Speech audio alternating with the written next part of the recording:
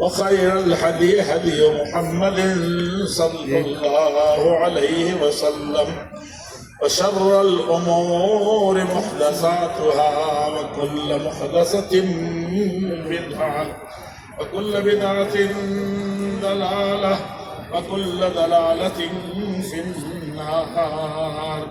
أعوذ بالله من الشيطان الرجيم. بسم الله الرحمن الرحيم.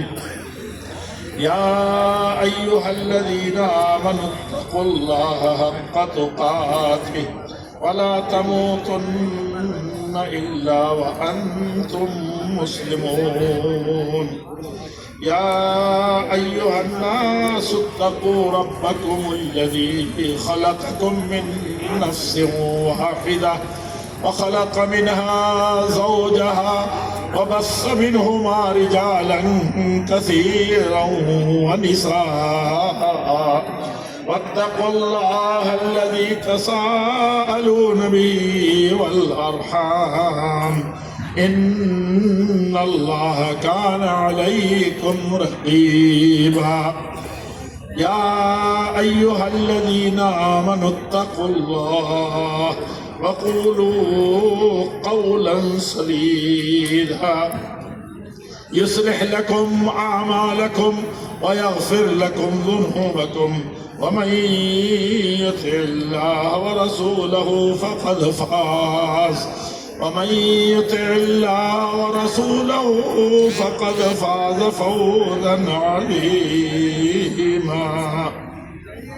وقال تبارك وتعالى في موضع آخر: والسابقون الأولون من المهاجرين والأنصار والذين اتبعوهم بإحسان رضي الله عنهم ورضوا عنه وأعد لهم جنات تجري تحتها الأنهار خالدين فيها أبدا ذلك الفوز العظيم. وقال رسول الله صلى الله عليه وسلم: خلافة النبوة 30 سنة ثم يؤتي الله الملك من يشاء. عزیزوں، بزرگوں، ساتھیوں، میں نے جو خطبہ صدارت میں لکھا ہے طویل تر ہے، دراز نفسی ہے، لیکن حقیقت یہ ہے کہ لکھنؤ جیسے شہر میں اور یہاں کے موجودہ علم و ادب کی روشنی میں اور اس کی تاریخ جو گزری ہے ان حقیقت کے آئینوں میں، اور سب سے بڑی چیز یہ ہے کہ جماعت اور جمعیت کن حالات سے گزری اور یہاں علم و فن کے کیسے کیسے بوٹے اور کس طرح کے باغات لگائے گئے، اس کے برگوبار آئے، ان سب چیزوں میں تشنگی رہی. اور یہ قصہ بڑا طویل ہوتا جا رہا تھا اور اس کو اس وقت پڑھا بھی نہیں جا سکتا. میں نے یہاں ان سب سے اور قطع نظر یہاں کی اور بھی بہت سی چیزیں تھیں جمعیت اور جماعت سے متعلق، جماعتی اداروں سے متعلق، چونکہ یہ مشرقی یو پی کی صوبائی کانفرنس ہے، اس حوالے سے بھی بہت سی تاریخ تھی. اور اگر کوئی قوم اپنی تاریخ کو نہیں دہراتی ایسے موقعوں سے بھی تو حقیقت میں وہ اپنے ماضی سے کٹ جاتی ہے اور مستقبل کو تعمیر نہیں کر پاتی ہے. آج صبح مجھے بہت زمانے کے بعد 12-14 سال پہلے بحرین کے کانفرنس میں اچانک مجھے پتہ نہیں چلا. وہاں کی گرمی بہت مشہور ہے لیکن میرا گلا بیٹھ گیا اور اس لائق بھی نہیں رہا. مجھے یہ پتہ نہیں تھا، میں نے لکھ کر کے دے دیا تھا کہ مجھے کچھ تعلیقات ہیں، مداخلات ہیں. جب بولنا شروع کیا تو السلام علیکم بھی آواز مائک میں نہیں نکل پائی. یہ عجیب مسئلہ تھا. آج صبح ٹھیک اسی طرح کی کیفیت تھی. قدرے قلیل کچھ درست ہوا تھا تو ابھی دیکھ رہا ہوں کہ اسی طرح کا گلا بیٹھا ہوا ہے اور کم ہے، لیکن بہت دقت ہے. اور میرے سامنے اس سے بڑی دقت یہ ہے کہ اگر گلا بہت صاف ہوتا اور آپ بہت ہوش گوش کے ساتھ بیٹھے ہوتے اور یہ پورا خطبہ صدارت سننے کے لیے بےتاب ہوتے، تب بھی میں نہیں سناتا، کیونکہ آپ کے میرے پیچھے اور آپ کے آگے ایک بہت بڑی ذمہ داری ہے اور ایک بہت بڑے خطیب بھی ہیں. اس خطیب کے سننے کے لیے پورے ہندوستان میں جہاں کہیں بھی ہو خاص طور پر کل توجہ ادھر ہوتی ہے. اسی لیے وہ آئے اٹھ کر کے کہ نہیں، آج خطبہ صدارت بعد میں اور تیری تقریر پہلے. میں نے کہا کہ ایسا کبھی ہوتا نہیں ہے اور کبھی کبھی ہوا بھی ہے. تو بہرحال لوگوں نے جمعیت سے محبت ہے، جماعت سے محبت ہے، آداب مجلس جانتے ہیں. جن کو بہت اضطراری حالت نہیں ہے وہ مجلس کو اختتام تک پہنچاتے ہیں، تو اس کی پرواہ نہیں ہوتی. لیکن حقیقت یہ ہے کہ ان کو جب ہم بیٹھائیں ہی تو پھر کوئی اور خدشہ نہ رہ جائے کہ ان کے بعد بھی کوئی ہے. جگر تھا، اب جگر تھام کے بیٹھو کہ میری باری ہے، ایسے وہ شوق سے کہیں. اور صدر کی مجبوری یہ ہوتی ہے کہ وہ سب کو تو کہتا ہے کہ مختصر کرو، ایسے کرو.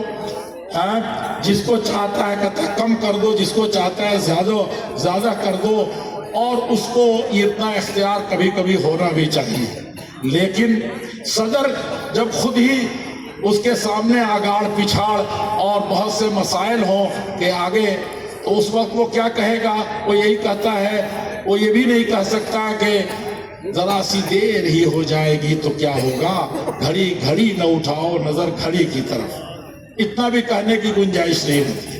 تو میں اس میں سے حقیقت یہ ہے کہ پڑھوں گا نہیں اور تقریر بھی نہیں کر سکوں گا. میرے سامنے جب کتاب یا کوئی پرچہ ہوتا ہے تو میرے لیے تقریر کرنا بڑا مشکل ہے. جب اس کے اندر طاق دیا تو تقریری صلاحیت چلی جاتی ہے، یعنی جو کہنا چاہتے ہیں اس کو بھول جاتے ہیں.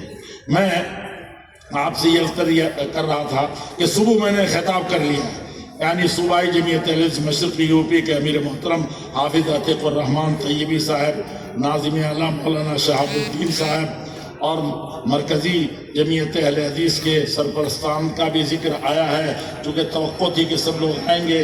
ناظم اعلیٰ کا بھی ذکر میں نے کر لیا تھا اور ناظم مالیات تو ابھی سن ہی رہے تھے. میں اچھا ہوا کہ ان سے بات کر رہا تھا، نہیں تو ان کی تقریر اور پہلے کہتا کہ ختم کر دیں وہ. لیکن مجھے کبھی خیال آتا ہے، ان کو روک دیتا ہوں کہ وہ مرکز کی تاریخ میرے خیال سے 45 سال، 45 ان کی عمر کتنی ہوگی آپ لوگ بتائیں. وہ جب ایک موقع سے کہا تھا انہوں نے، جب مرکزی جمعیت میں آیا تھا، کہ 45 یا 47 سال سے اس جمعیت کے ساتھ ہوں. ہم لوگ اسلام کی قدر نہیں ہماری نظر میں. خلفائے راشدین کا لگتا ہے دوسروں کے لیے سنا رہے ہیں، ان کی زندگی کے خط و خال ہم دوسروں کے لیے پیش کر رہے ہیں. لقد کان لکم، آپ سب کے لیے، ہندوؤں کے لیے ہے، سکھوں کے لیے ہے، عیسائیوں کے لیے ہے، یورپ کے لیے، امریکہ کے لیے ہے، عربوں کے لیے نہیں ہے، مسلمانوں کے لیے اور عام مسلمانوں کے لیے نہیں ہے. لگتا ہے کہ اس کے لیے سیرت طیبہ پیش کر رہے ہیں. یہ سیرت طیبہ زبانی پیش کرنے کا مسئلہ نہیں ہے، اس کو اپنی زندگی میں ہم عام مسلمانوں کو پیش کر رہے ہیں. اور ہم اہل حدیث ہے تو ظاہر بات ہے، اہل حدیث کا مطلب ہوتا ہے کتاب اور سنت، قرآن اور حدیث، اللہ اور اس کے رسول، اس کے علاوہ کوئی چیز نہیں. بھول جاتے ہیں کہ اس کے اصل مخاطب میں ہوں اور میرا نفس ہے، میرا ضمیر ہے. میں اگر کتاب و سنت کا شیدائی ہو گیا تو جان لے کے ساری دنیا شیدائی ہو. صدر ہونے کے ناطے یہ بات کہہ سکتا ہوں کہ ان فی ذالک لذکرا. پہلی تقریر ہوئی ہے، قرآن کریم کی آیات تلاوت کی گئی ہیں، نظمیں پڑھی گئی ہیں خلفائے راشدین پر بھی اور اہل بیت پر بھی اور سب کے اوپر. میں یہ کہہ رہا ہوں کہ وہ کم نصیحتیں تھی اس میں. ایک ایک عالم نے ایک ایک قصہ بیان، قوموں کی زندگی بدل جاتی ہے اس سے. ایک واقعہ سنا، ایک واقعہ پیش آیا. عمر بن خطاب اسلام کے سب سے بڑے سپاہی ہو گئے، امیر المومنین ہو گئے، خلیفہ راشد ہو گئے. اور کیا نہیں کیا. ابو بکر صدیق کا تو پوچھنا ہی نہیں ہے، وہ صدیق اعظم تھے. اور حضرت عثمان غنی کا کیا تھا، پوری زندگی پورا مال سب کچھ نچھاور کر دیا. اور کیا نہیں تھا حضرت علی کرار کے سلسلے میں. آپ صرف کرار جانتے ہیں، میں اس پر بھی بہت کچھ کہنا چاہتا تھا، بہت کچھ لکھنا چاہتا تھا. لیکن میرے عزیزوں، ہم نے کیا کیا ہے، ہم صبح سے لے کر کے اس وقت تک اتنے حکایات سنے ہیں، ایسے قصص سنے ہیں. بعض میں گرچہ بعض چیزوں میں مشغول تھا، لیکن تھوڑا سا سنا تو رونگٹے کھڑے ہو گئے. اور یہ عہد مان رہا تھا، یہ اللہ تعالیٰ سے اپنا کم سے کم اس وقت تو رجوع کر رہے ہیں کہ اللہ تعالیٰ کم سے کم اس بقیہ زندگی میں تو ایسا بنا دے. ہم تقریر سننا. اللہ جل شانہ فرماتے ہیں ایک دو واقعات، نام تو بہتوں کا لیا تھا لیکن واقعات بھی ایک نہیں سنائے، صرف بتایا کم اہلکنا من قبلہم من قرن ہم اشد باسا فنقبوا فی البلاد هل من محیص. دیکھو دنیا میں کیسے کیسے قوموں کا ذکر آیا ہے، اچھوں کا بروں کا، خاص طور پر جو ہلاک ہوئی ہیں. اور اس کے بعد فرمایا ہے ان فی ذلک لذکرا، اس میں نصیحت ہے. نصیحت پکڑو. ایک تقریر کافی تھی، اتنے بڑے پنڈال کی ضرورت نہیں تھی. نہیں یہ تھا کہ معراج ربانی آئے اور مولانا عبد الحسیب آئے اور فلاں جوت جگائیں، اس کی ضرورت نہیں تھی. سادہ سادہ سا پڑھتے تھے، دل کی دنیا بدل جاتی تھی. ایک ان کا میاں جی پڑھتا تھا، میں دیکھتا تھا کہ خاندان کے خاندان سدھر جاتا تھا. اور آج آپ کہہ رہے ہیں قرآن پڑھا جاتا ہے جس کی تاثیر اور جس کی اثر آفرینی کا کوئی جواب نہیں ہے دنیا میں، وہ آپ کے دل پر اثر نہیں کرتے. او قست قلوبہم، دل ان کے یا تو پتھر ہو چکے ہیں. ایسی ایسی تقریروں کے بعد پھر تقریر کیا معنی رکھتا ہے؟ کیا اللہ تعالیٰ کو جواب دیں گے؟ حجت تمام ہو چکی ہے اور بار بار ہو رہی ہے. صرف جس صاحب کی تقریر سننے کے لیے ایسا نہ کہ وہ حجت لکا، اگر یہ آپ کے لیے دلیل نہیں بنی، آپ کا راستہ نہیں کھول دیا، اور خلفائے راشدین کے سلسلے میں جو بھی بات ہوئی ہے اگر ہماری زندگی میں انقلاب پیدا نہیں کیا تو حجت علیکا، یہ آپ کے گلے کا ایسا فندہ بنے گا کہ آپ جواب نہیں دے سکتے. میں اکثر کہتا ہوں، اہل حدیث بھائیوں کہتے ہوئے اہل حدیث ہے، ایک حدیث 1 کروڑ روپیہ کسی کے پاس رکھ دیا جائے اور اس کی ادنا غفلت کی وجہ سے اس سے مس کر جائے، ضائع ہو جائے، تو کہیں گے کہ دنیا کا خائن ہے. وہ بڑا خیانت میں نہیں سمجھتا. 1 روپے کی خیانت، 1 لفظ کی خیانت، یہاں الفاظ کے کتنے خیانت ہو رہے ہیں، آپ نے سنا ہے ساری چیزیں. 1 لفظ کی خیانت یا 1 روپے کی خیانت ایسی چیز ہوتی ہے کہ ایمان سے پیدا کر دیتی ہے. لا دین لمن لا امانت لہ. اللہ کے نبی صلی اللہ علیہ وسلم اہل حدیث ہے تو سنیے اس حدیث کو. آپ سے زیادہ امانت میں خیانت کہیں نہیں ہو رہی ہے. معاملات میں، گھریلو مسائل میں، بچوں کے حقوق میں، یہ سب حقوق ہیں، یہ امانت بچے ہیں. اللہ جل شانہ نے قوا انفسکم واہلیکم نارا، تم کو بچنا ہے، اپنے گھر والوں کو بچانا ہے. یہ کسی حکومت کا آرڈر نہیں ہے، داروغہ جی آ کر کے آپ کو پروانہ نہیں تھما کے گئے، بلکہ احکم الحکیمین کا حکم ہے. آرڈر ہے، بچنا ہے اسی سے، جہنم سے 1 سیکنڈ کے لیے بچنا ہے. واہلیکم، یہ بیوی ہے ایسے ہی رہے گی. تقریر آ کے کون سنائے گا؟ بچانا ان کی ذمہ داری آپ کے سر ہے. یہاں تقریر کر رہے ہیں کلکم مسئول وکلکم مسئول عن رعیتہ. یہاں یہ نہیں ہے وہ جو جمعیت کا کوئی بڑا بنے گا، ملک کا سربراہ بنے گا اور دنیا کا ہیرو بنے گا، آپ اس کے گلے ڈالیں گے. وہ سب سے بڑا ذمہ دار ہے، جو جتنا بڑا ہے اتنا بڑا ذمہ دار ہے. وہ گھر کی عورت کہتے ہیں کہ عورت سربراہ نہیں بن سکتی، اور اسی عورت کو یہ ذمہ داری دی گئی تھی کہ سب سے بڑا سربراہ وہ بنے. والمرأۃ راعیۃ فی بیت زوجہا، شوہر کا گھر اس کے لیے سب کچھ ہے، وہی مالکن ہے، وہی اس گھر کی عزت کو برقرار رکھنے والی ہے، وہی ان بچوں کو پروان چڑھانے والی ہے. یہی اس ملک کو اگر میں دلیدر ہے اور دنیا میں آپ خلافت راستہ ڈھونڈ رہے ہیں. اس عورت نے امانت میں خیانت کر دی، اس نے اس بچے کو ستاروں سے آگے بھی جانا تھا، نہیں جا سکے. کیوں؟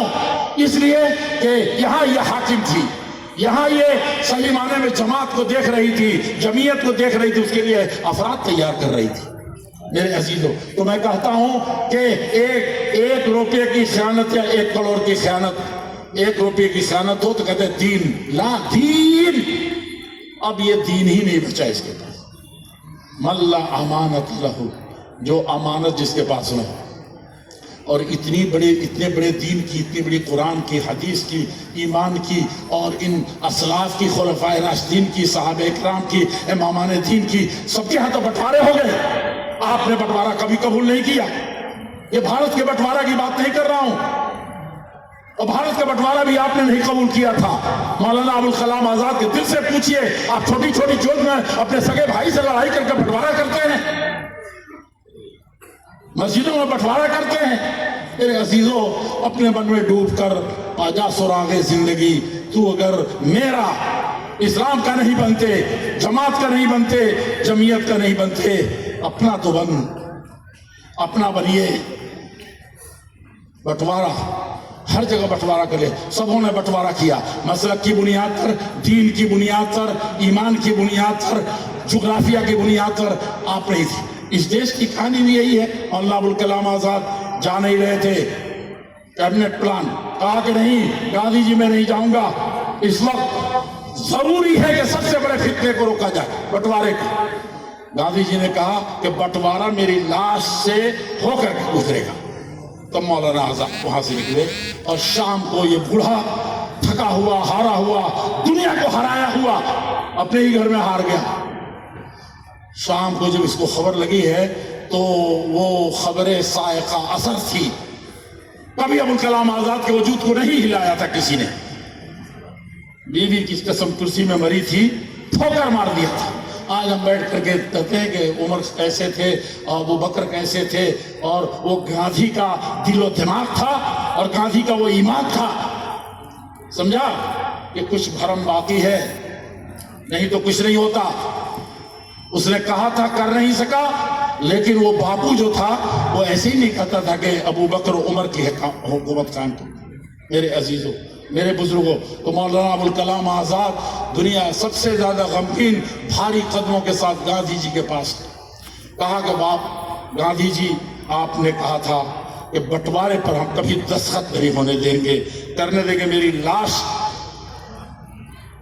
دنیا دیکھے گی، اس کے بعد ہی بٹوارہ کا بات ہوگا، زندہ رہتے ہوئے نہیں ہو سکتی۔ یہ کیا ہوا؟ سمجھا؟ اسی طرح وہ اہل حدیث تھا، قبول نہیں کیا کبھی بھی۔ اس کے ہاں کبھی ہندو مسلم کا مسئلہ نہیں رہا۔ لکھتے رہیے، آپ کتابیں لکھتے رہیے، جس کے سامنے جو لکھ دیجیے، جس کے بارے میں ٹویٹ کر دیجیے، آج تو سب سے اور زیادہ آسان ہے۔ لیکن میں آپ سے ایک عرض کروں گا، مسلک کی بنیاد پر اہل حدیث 14 صدیوں سے کوشش کرتے آئے۔ خوارج کو بہت منایا تھا، مت خروج کرو، مت بغاوت کرو، مت دہشت گردی پھیلاؤ، روکنے کی کوشش کی تھی۔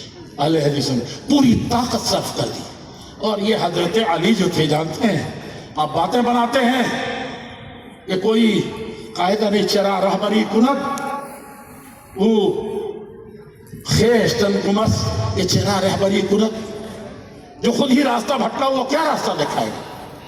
نہیں دکھا سکتا۔ آپ جانتے ہیں کچھ کیا تھا؟ حضرت علی رضی اللہ تعالیٰ کے آدھی صلاحیت جاتی تھی ان جوانوں کو سمجھانے میں، جن کے دماغ میں کیڑا تھا۔ کہتے تھے کہ کسی نے جھوٹ بول دیا، ایمان سے نکل گیا، کوئی کسی طرح سے چوری کر لی، ایمان سے نکل گیا۔ یہ ایمان تھا ان کا، جوش تھا ان کا، ہوش نہیں تھا جو اسلام چاہتا ہے بٹوارہ نہیں ہونے دیتا۔ وہ سب کچھ رکھتا ہے، اس کے لیے 1000 دروازے کھولتا ہے کہ توبہ کر لو۔ ہمارے توبے کی طرح نہیں کہ تقریر سنی، تھوڑی دیر کے لیے تازہ ہوا ایمان، جب تھپیڑے ادھر سے لگے تب تھوڑا سا ایمان آیا، اور جب ستائے گئے تب خدا یاد آیا۔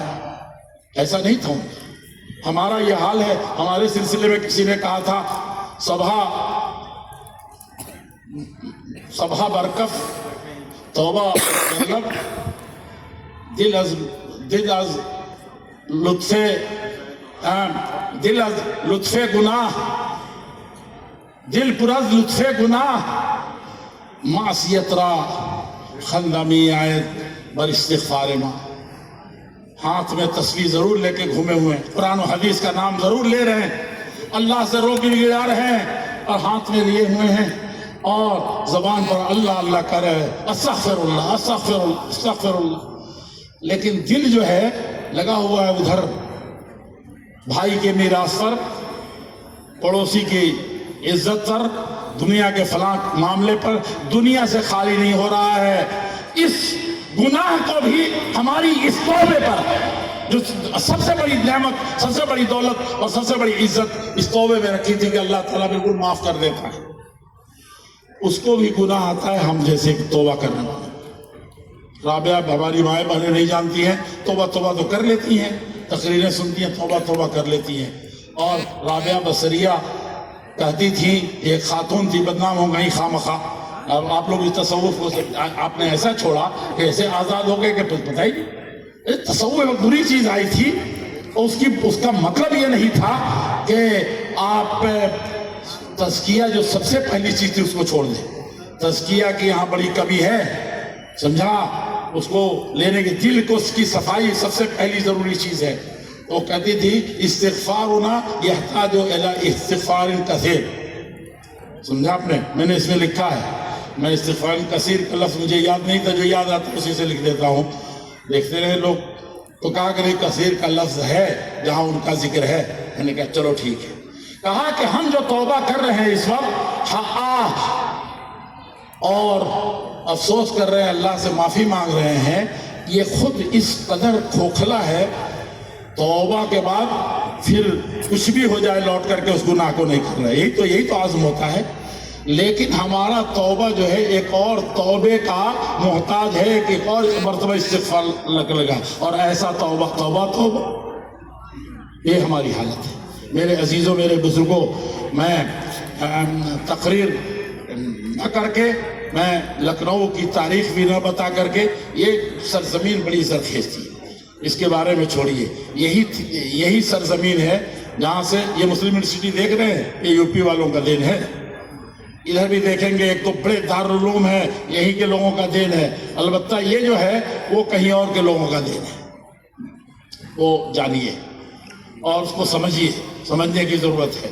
میں مسلک اور یہ سے ہٹ کر کے، آپ ایک ایسے دریا ہیں جس میں سب کو سمو سکتے ہیں، آپ چاہیں تو سب کو شیر و شکر کر سکتے ہیں۔ ایک زمانہ تھا کہ آپ کے نام پر سب سے زیادہ لوگ برا سمجھتے تھے، سب سے زیادہ برے آپ تھے، کافر سے زیادہ بدتر سمجھا جاتا تھا، لیکن آپ کے اخلاق عالیہ نے فتح کر لیا، اور جو دلوں کو فتح کر لے وہی فاتح زمان۔ سمجھا آپ نے؟ سب سے زیادہ خراب، سب سے زیادہ بدترین دنیا نے کہا تھا آپ ایسے نہیں تھے، کہا کہ ابوالکلام آزاد یہ اہل حدیث تھا، یہ کیسے ہو سکتا ہے؟ شاہ اسماعیل شہید دربار میں بلایا گیا، بی اما نے بلایا، جب سارے سب تھک جاتے تھے، بادشاہ بھی تھک جاتا تھا، تو کسی عزت والے کو وہاں بلایا جاتا تھا۔ شاہ اسماعیل شہید کا اخلاق، ان کا طرز، ان کی تقریر کا، معاف کیجئے گا آپ لوگ، ان کی تقریر کی جو حالت تھی، اس شاہی دربار میں دل کو موہ لیا تھا۔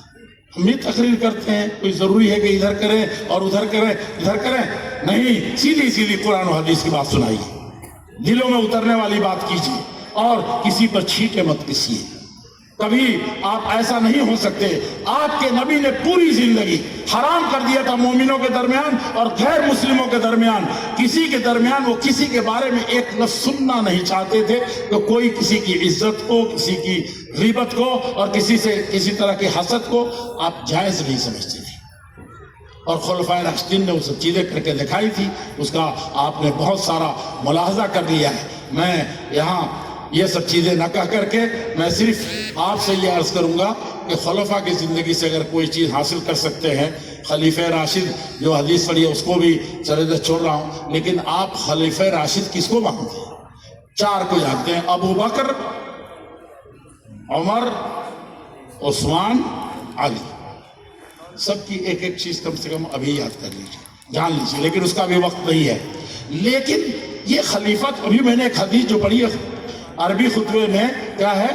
خلافت النبوت 30 سنہ، 40 سال، اور ابھی جو 40 پورا نہیں ہوا 30 سال ابھی 29 سال ہوا تب تک حضرت علی رضی اللہ عنہ شہید کر دیے. تو 30 سال کہاں ہوا؟ اللہ کے نبی کی پیشنگوئی تو حرف ثابت ہوتی ہے. سریے اس کو روک کر کے یہ صرف جماعت کے لوگوں سے نہیں کہہ رہا ہوں، صرف ملت کے لوگوں سے نہیں کہہ رہا ہوں، صرف ملک کے لوگوں سے نہیں کہہ رہا ہوں، ساری انسانیت کے لیے اس کا پیغام ہے.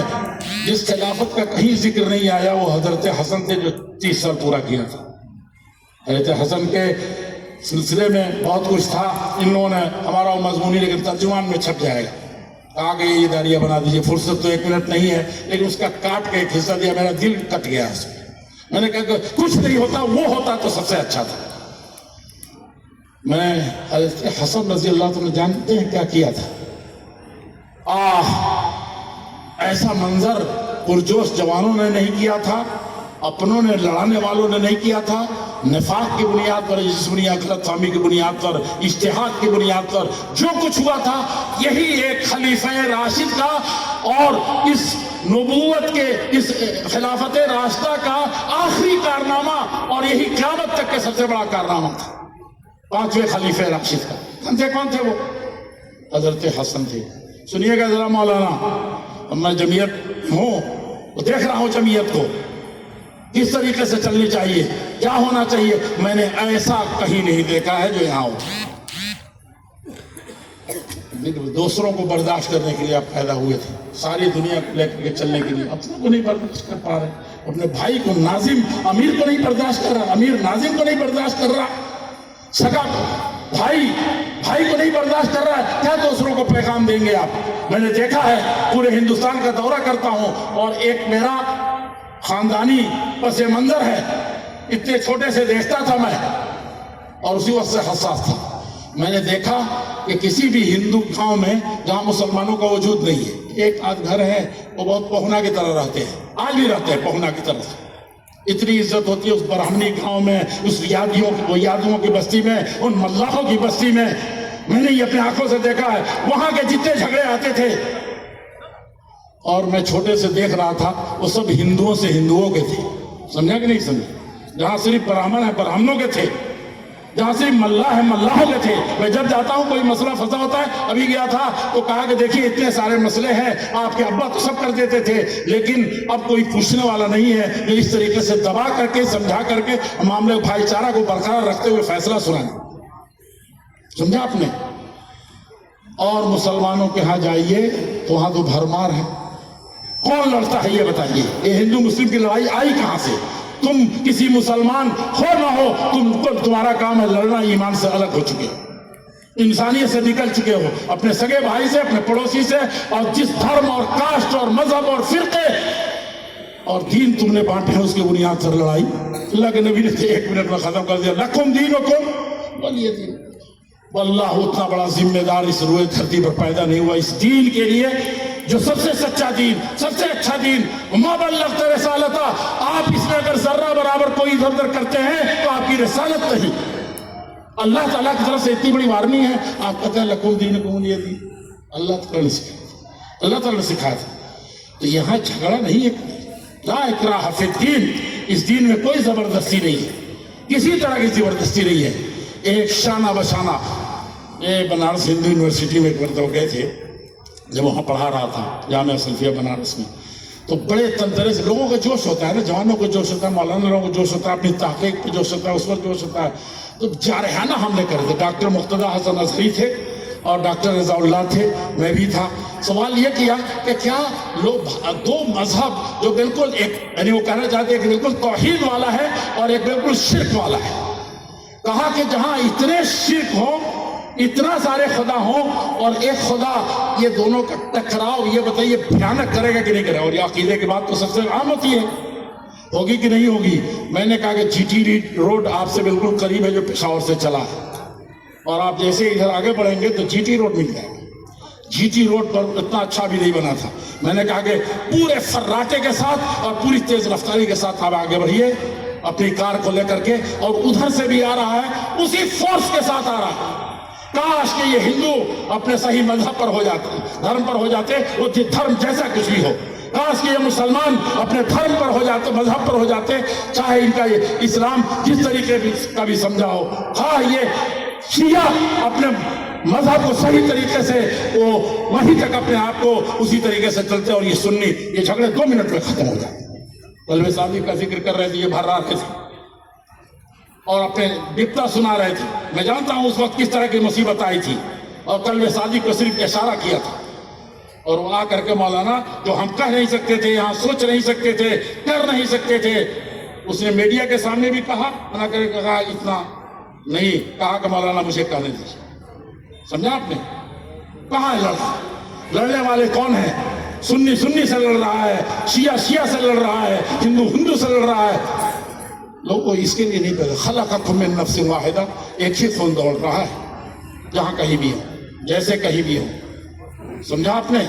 تو یہ بنیادی چیز ہے جس کو جاننے کی ضرورت ہے، اور یہی چیز ہم کو یہاں سے لے کر کے جانا ہے کہ ہم اپنے صفوں سے، اور میں ذکر اور نصیحت، اور اگر چاہتے ہی ہیں تو یہ بتائیے آپ لوگ، مولانا جرجیت صاحب آنے والے ہیں، اور میں کہہ رہا ہوں آنے والے آ نہیں رہے ہیں، تو آپ کہیں کہ ٹھیک ہے، بہت رات ہو گئی ٹھنڈی سے، تو آپ لوگوں کی چادر اڑا دی گئی اور ہم لوگ ایسے ہی ٹھنڈی میں پڑے، لیکن ہم ابھی بتایا مولانا ہمارے علامہ شمیم صاحب نے، کیا اللہ تعالیٰ نے ان کو وہ دیا ہے، میں تو کیا بتاؤں، محبت کا جواب مسکراہٹ سے بھی دینے کی فرصت نہیں ہے، لیکن انہوں نے، ان سے میں یہی کہا رہا، انہوں نے کہا کہ مولانا ٹھنڈی کا اثر اس کی وجہ سے، میں سمجھتا تھا کہ اس پر بھی چھاؤ، واللہ میں اب تک سمجھ رہا تھا ٹھنڈی سے، تب یہ سمجھا کہ یہاں اوپر چھاؤ ہی نہیں ہے۔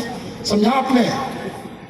تو آپ اگر اس میں سے ایک آدمی کہے، چاہے ہنسنا شروع کرے، چاہے کہنا شروع کرے کہ اب بہت رات ہو گئی ہے، ٹھنڈی پڑ رہی ہے، دوسرا آدمی بغل والا کیا کہتا ہے، بھائی چپ رہو، چلے تو تھوڑی دیر کیا ہو جائے گا، تیسرا وہی بات کہے، چوتھا اب ہر آدمی ایک دوسرے کو منع کرے، چپ رہو بھائی، چپ رہو، تھوڑی دیر کا مسئلہ ہے، یہ بتائے کتنا بڑا ہنگامہ ہو جائے گا۔ وہ ایک بول رہا تھا وہی اچھا تھا، ہوگا کہ نہیں ہوگا؟ میں بھی تقریر چھوڑ کے کہوں تھوڑی دیر کا معاملہ ہے، رک جاؤ رک جاؤ، اچھا کام کر رہے ہیں کہ برا کام کر رہے ہیں، اور زیادہ لاؤڈ اسپیکر سے بھی ہنگامہ ہو جائے گا۔ لیکن میرے بھائیوں، دینداروں، اہل حدیث ہو، مسلمانوں، انسانوں، اگر 1 منٹ کے لیے یہاں ہر آدمی بول رہا ہے اور اچھا کام کر رہا ہے کہ منع کر رہا ہے، چپ رہو بھائی، چپ رہو بھائی، اتنے چپ میں تو ایسے ہی ہنگامہ پیدا ہو گیا، تم چپ نہیں گئے ہوتے تو سب چپ رہتے، 1 منٹ 1 سیکنڈ میں سب آدمی سنتے کہ مجھے چپ رہنا ہے، تو یہ بتائیے جیسے ابھی خاموشی ہو جائے گی کہ نہیں ہو جائے گی؟ آج یہی کہہ رہے ہیں لوگ نمازی نہیں ہیں، مسجدیں مرخصی خواں ہیں کہ جھگڑے ختم نہیں ہو رہے ہیں فلاں، بھئی یہاں سے ختم ہو جائے، میرا بچہ مسجد میں جانا شروع ہو جائے، میں آنکھ موند کر کے جاؤں چاہے کھلی رکھوں، میں سمجھ لیا کہ ساری دنیا نے پڑھ لیا، ہم کو صرف یہ ہے کہ نماز پڑھ کے گیا ایسے بھی دیکھ رہے ہیں، ایسے بھی دیکھ رہے ہیں، دروازہ دیکھ رہے ہیں، کہاں سب بے نمازی محلے سے لعنت نہیں ہوگی تو کیا ہوگا، اسی لیے نماز پڑھی آپ نے، ارے بہت مخلص تھے تو روتے اور ناشتے پر بلا لیتے، بھائی دیکھیے یہ تو ایمان اور کفر کا مسئلہ ہے کہ نہیں ہے؟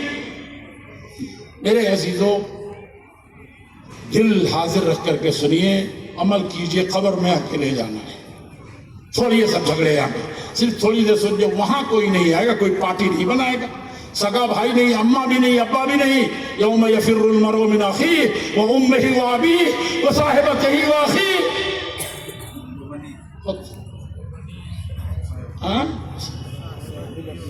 وصاحبتہ وبنیہ۔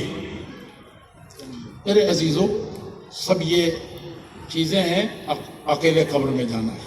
آئیے اللہ جل شانہ سے دعا کرتے ہیں کہ اللہ جل شانہ ہم کو جس طریقے سے اس نے سب سے بڑی نعمت اسلام عطا فرمائی، اور اس میں بھی اس نبی پاک محمد رسول اللہ صلی اللہ علیہ وسلم جنہوں نے کہا تھا ایک موقع سے کہ ترکت فیکم امرین لن تضلوا، کبھی گمراہ نہیں ہوگے، کبھی پیچھے نہیں جاؤ گے، کبھی تم پر ظلم نہیں ہوگا، اور نہ تم دنیا میں ظلم ہونے دے گے، ما ان تمسکتم بہما، جب تک تم مضبوطی سے تھامے رہو گے، کتاب اللہ و سنتی۔ اور دوسری جگہ کیا فرمایا تھا غزیر خم میں؟ کہا تھا کہ 2 ثقلین، 2 بڑی عظیم چیزیں چھوڑ کے جا رہا ہوں، ایک کیا ہے؟ کتاب اللہ فیہ الہدی، تم دنیا جا کے ڈھونڈتے رہو، ہدایت نہیں مل سکتی، اچھا راستے پر نہیں لگ سکتے، नूर रोशनी वहां से मिलेगी। आगे भी है कि इसको पकड़ो पकड़ो पकड़ो, और उसके बाद क्या फरमाया दूसरी क्या, वो ज़क्किरुकुम फी अहले बैती, अहले बैत के सिलसिले में मेरे रिश्ते को, उस रिश्ते को पामाल करेंगे सारे रिश्ते पामाल हो जाएंगे। ये भी, और कमाल ये है कि एक मर्द से सहाबा के बारे में कहा था अल्लाह अल्लाह अल्लाह, 2 मरतबा तो ऐसे ही जिक्र है, और यहाँ क्या कहा था 3 मरतबा दो ज़क्किरुकुम, मेरे अहले खाना के सिलसिले में, सहाबा के सिलसिले में। मेरे अजीज़ों, उन्हीं उनके रास्ते पर हमें उस पर चलने की तौफीक अर्दानी फरमा दे। रब्बुल इज़्ज़त वल जलाल हमारी जमात में, जमीयत में हर तरह के खैर और हर तरह की अच्छाइयों का सामान हम फरमा दे। रब्बुल इज़्ज़त वल जलाल हमारे मुल्क के अंदर, जिसके हकीकत में हम हर तरीके से रब्बुल इज़्ज़त वल जलाल संतरी व पासवान हैं और उसके शहरी हैं, हमको बेहतरीन शहरी बन करके इस मुल्क को अमन का, इंसानियत का, अच्छाई का गहवारा बना दे। अल्लाह सारे आलम में जहाँ कहीं भी शर व फसाद है, इंसानियत के ख़िलाफ़, मुल्कों के ख़िलाफ़ और कौमों के ख़िलाफ़, अल्लाह तबारक व तआला उन शर व फसाद को दूर फरमा दे। इस्यान माँ व रहमत परवरदिगार माँ आरा नहायत न ईरा नहायत, या रब्बी इन कबर ज़ुनूबी अज़मतन फलक़द अरफ़्तु इन्ना अफ़वका आदमो इन कान ला यरजूका इल्ला मुहसिनुन फबिमन यलूज़ु व यस्तजीरुल मुजरिमून। अल्लाह जल्ल शानो, हम जैसे कुछ भी हैं, टूटे हैं, फूटे हैं, ईमानों में शगाफ रह गया है, दिलों में कजी पैदा हो गई है, अल्लाह ताला तू ही इन सब का मालिम है। या मुसर्रिफ़ल क़ुलूब सर्रिफ़ क़ल्बी अला ताअतिक, या मुक़ल्लिबुल क़ुलूब सब्बित क़ुलूबना अला दीनिक। सुब्हान रब्बिका रब्बिल इज़्ज़ति अम्मा यसिफ़ून और वसलामुल अलल मुरसलीन। और अस्सलामु अलैकुम कहने से पहले मैं हर एक का, इस जमीयत के जिम्मेदारान का, नाज़िम अमीर हों, दस्तबाजों उनके वो हों, उन सब का दिल की गहराइयों से शुक्रिया अदा करता हूँ। अपनी ज़ैली जमीयत जो गांव में होती है मकामी, वहाँ से लेकर के शहरी और तमाम जमीयतों का, ख़ास तौर पर सूबे यूपी की जमीयत का और लखनऊ की जमीयतों का और सबका दिल की गहराइयों से शुक्रिया अदा करता हूँ। ये हमारे उलमा इकराम किन किन हालात से गुजरते हैं और कैसे कैसे पहुँचते हैं, और ये मकाला निगरान जो खून जिगर जलाते हैं, मैं उन सब का दिल की गहराइयों से शुक्रिया अदा करता हूँ। मैं इंतज़ामिया के लोगों का, और ये इतना बड़ा जो साजो सामान तैयार किया है, मैं तमाम लोगों का शुक्रिया अदा करता हूँ। और रास्ता चलते हुए रात हम लोग 2:30 बजे भटक रहे थे, वो जिसने इशारा किया था यकीनन हम उसके भी बहुत ज़्यादा कदरदान हैं और शुक्रगुजार हैं। अल्लाह जल्ल शानु एक एक फ़र्द को, उस इंतज़ामिया को, सबको हमारी तरफ से बहुत बहुत शुक्रिया है।